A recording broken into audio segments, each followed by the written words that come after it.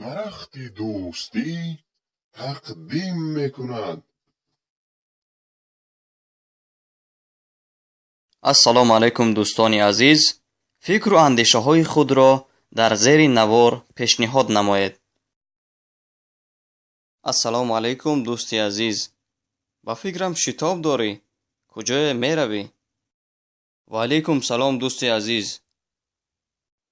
نزدی دوست دخترهایم رفته ایستادم. کمی خسته هستم. با آنها کمی صحبت کنم و خستگیم را برارم. دوستی عزیز، ما تصمیم گرفتیم که با رفیقهایمان یک جا نشسته صحبت کنیم، چون چند وقت شد یکدیگر را نمی بینیم. تو تکلیف ما را قبول نمی کنی؟ نه دوستم، یگان دفعه دیگر. خوب نباشد دوستی عزیز، فراموش نکن. تابوتی تو را دختران نه، ما رفیقان، دوستان و نزدیکان تو می برداریم.